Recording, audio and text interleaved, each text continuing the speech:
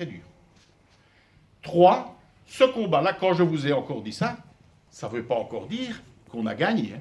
Loin s'en faut. Hein. Et si on veut que votre agriculture, notre réalité soit entendue, il faut que vous, comme moi, nous ayons la capacité de mobiliser un certain nombre de convictions largement ici, mais aussi largement au niveau européen. Et ça, c'est un enjeu absolument majeur, me semble-t-il.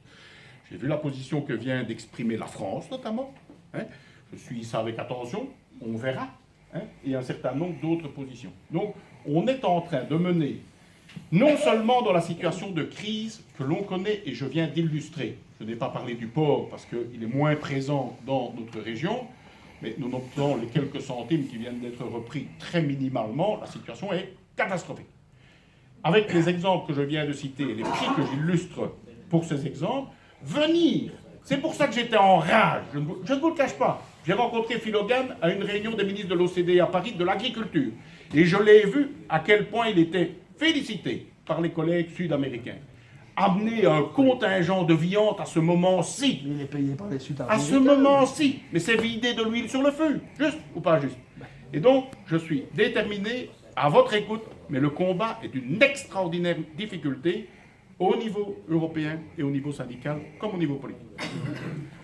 Oui, je vous ai bien entendu. Mais il faut déjà dire aujourd'hui qu'on est en crise dans le lait.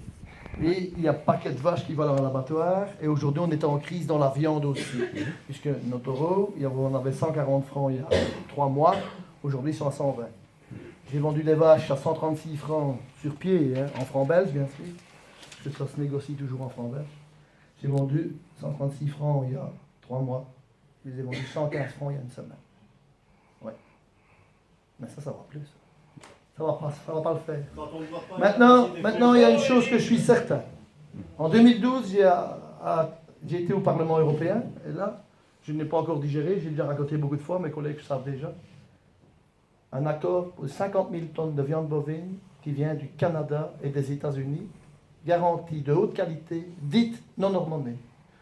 À ce moment-là, c'est Lars Solgaard qui fait la promotion de l'accord. Il dit ceci dans la salle.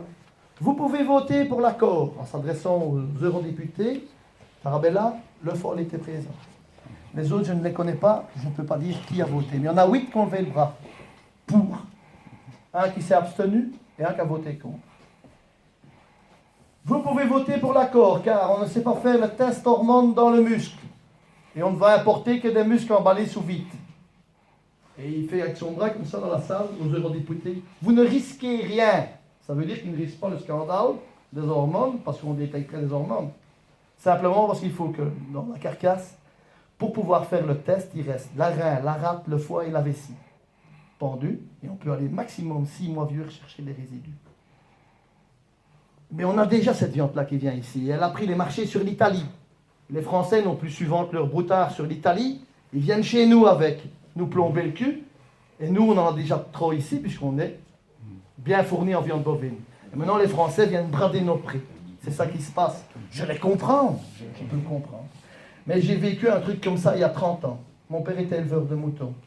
Quand les Anglais sont rentrés dans la communauté, les agneaux pendus carcasses coûtaient le même prix que les agneaux sur pied français.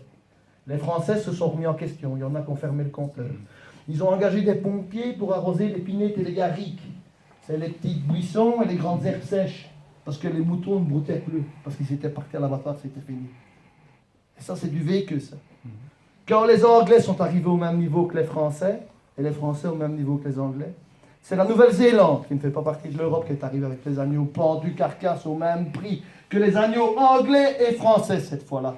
Et maintenant, on est en train de vivre la même chose avec la viande bovine. Et après, qu'est-ce qu'on va encore nous trouver? Nous, il y a 30 ans qu'on en a marre. 30 ans qu'on descend tout ça. Concernant le lait, hein,